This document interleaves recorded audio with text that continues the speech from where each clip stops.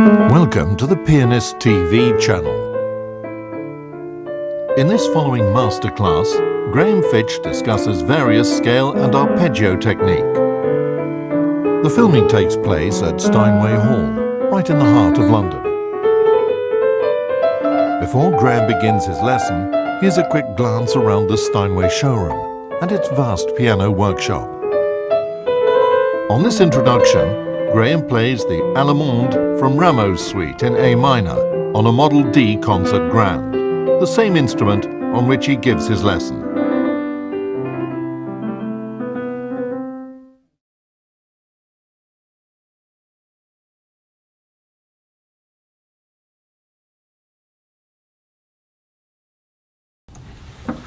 Hello, I'm Graham Fitch, and I'm bringing you this video demonstration on Scales and Arpeggios from Steinway Hall in London, in the heart of the West End. This goes with my article on Scales and Arpeggios in Pianist magazine, issue number 74. I get quite a lot of people asking me specifically about arpeggios. They seem to find arpeggios harder to manage than scales, so I thought what I'd do is focus a little bit more on arpeggio playing, but include aspects of scale playing because the two do overlap. I'd like to start off with the whole body choreography, what I call, when we play the piano, we don't play the piano just with our fingers, and I think a lot of us do tend to focus too much on what the fingers are doing. If I'm playing a 4-octave arpeggio, I'm going to need to use quite a lot of my keyboard. Now, in order to feel balanced and centered at the piano, I do need to make sure that I'm first of all sitting correctly with my feet firmly on the ground. Let me show you what I mean. This is a 4-octave arpeggio in A major.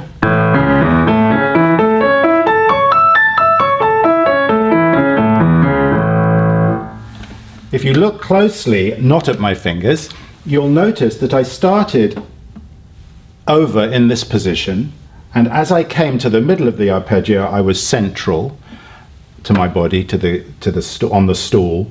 And then when I come to this position, I'm ever so slightly over here. Now, it's not just the feet. We've got to make sure that first of all, we're sitting on a firm enough stool. If I'm sitting on cushions, I've got no balance on the two bones that are in my backside called the ischial bones or the sitting bones. It's very important that we are able to move freely from the one bone to the other. So that's the first thing I'd like to say about arpeggio playing. The feet, the sitting bones, the stool, and the way that we balance on the stool. Now, the other really important thing about arpeggio playing, and this seems to be a very common error, is it's what I call the gliding arm. Now, let me just show you that arpeggio again, just in the right hand, and you'll see, if you look now, not at my fingers, look at my elbow, and you should see a smooth line. Do you see how that elbow led my hand? The elbow is slightly in advance. Now, I'm going to show you a bad arpeggio. Don't copy this at home.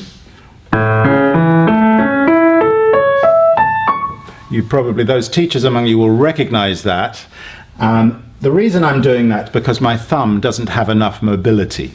So what we need to do in conjunction with this leading, gliding arm, we need to develop flexibility in our thumb joint. Now, there are several ways that you could do this. Let me now go to a scale, and I'm going to show you in the left hand, just so that you can see my thumb. So now I'd invite you to look at my thumb particularly, and I'm going to show you what I hope will be a good scale. Slowly, look at the thumb.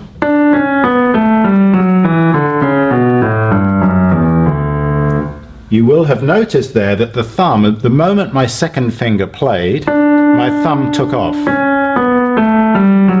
When I say take off, I mean it took off under my hand. It started the journey to its next note. Some people's thumbs need a little bit of exercising to make them flexible, and I've got a few suggestions that I'd like to show you.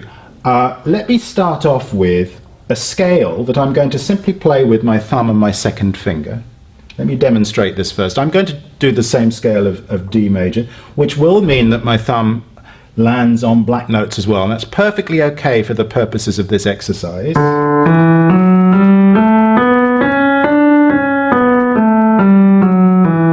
Now 1 and 3.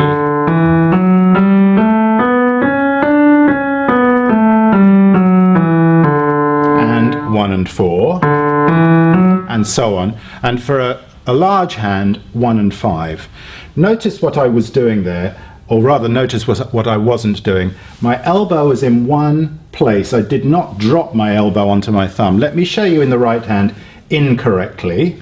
You see what I'm doing there? I'm dropping my elbow onto my thumb, which is what we want to avoid. Now, if you feel that doing a scale with that rather strange fingering, rather unorthodox fingering, is going to confuse you, then you could use a Hanon exercise, or indeed any pattern of notes that you like. Let me take a Hanon pattern, the first one in the book, and I'm going to play, instead of doing it in C major, I'm going to do it in D major, and I'm going to refinger it 1, 2, 1, 2, and then I'm going to do it without stopping 1, 3, 1, 3. Let me just show you a little bit of it.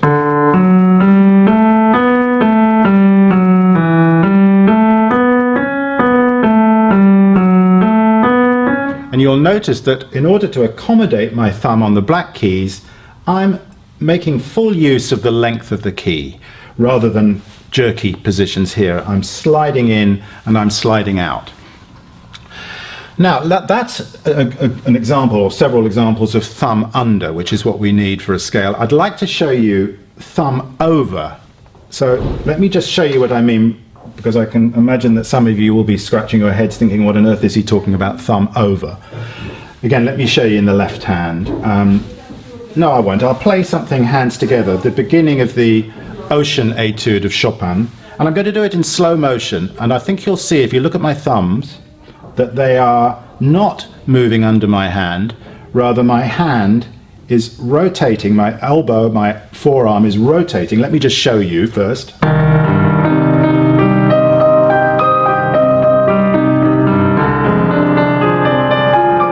Now let me do that in slow motion so I can show you what I mean. When I'm ready to leave that key, I swing my arm up and bring my thumb into position. Now, of course, at speed, the movements are very small. But that's a very, very different feeling from trying to bring my thumb under. Now, let me give you an example from the famous G minor scale at the end of Chopin's first ballade. I'm going to do it again slowly, just for the purposes of the demonstration. When I want to make my crescendo at the top, I will move from a thumb under attitude, which I'll use at the beginning,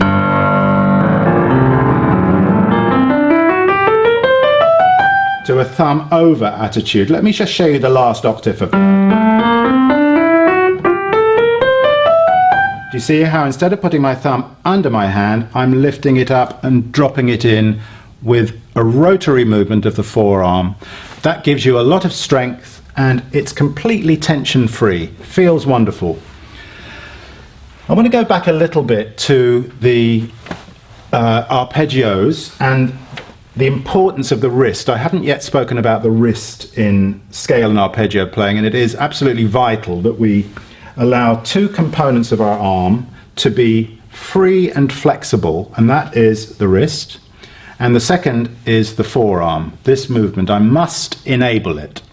I'm going to give you a little exercise that I find very useful for teaching arpeggios. I'm not sure which hand to use. Let me show you the left hand first of all, and then I'll show you in the right. Now, if you watch what happens here, I'm taking...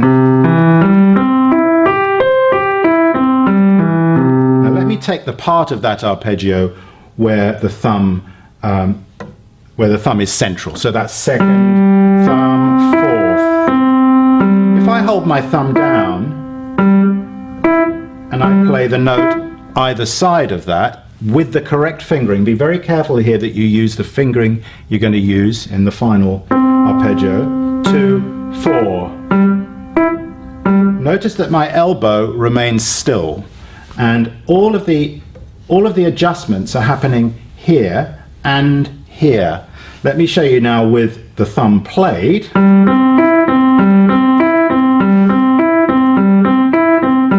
See, I'm making the adjustments in the wrist and in the forearm rather than in the elbow. If I were to make the adjustments in the elbow, this is what you get. And that's the problem with arpeggio playing. That's the first mistake people make with arpeggios. Now, let's look a little bit at a real piece of music, the Liszt Valse Oubliée that we have in the magazine. Again, I'm going to do it rather slowly because I want to show you how I would suggest applying that exercise to the left hand.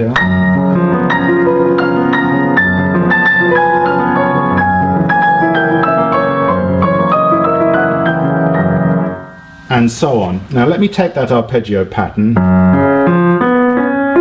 Now there's my thumb, and there's the note either side of the thumb. What I'm doing is holding down my thumb first, playing very freely. The movement here feels extremely loose and extremely free. That's very necessary. And when I've got comfortable with that, then I play my thumb. Aware here that I'm using a rotary movement. What I can do thereafter is to add perhaps a note on the top. Do you see where my adjustments are happening? Let me do that again rather slowly. I might want to add a note beneath. But I think you'll notice there when I play my C sharp that my rotation is toward the left. We can use those loops in our scales as well. Let me just finish. I'm going to finish right now, but I'd just like to show you how we can use that in a scale. And let me take a scale, let's change the record a somewhat here.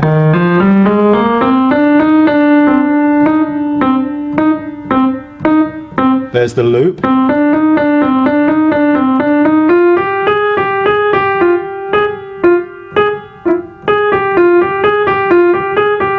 That is the same idea as the arpeggio. It's less difficult in the scale.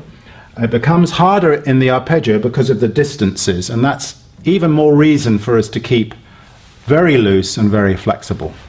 So I hope these suggestions will help you with your scales and arpeggios in your practicing, and I look forward to seeing you again for the next issue.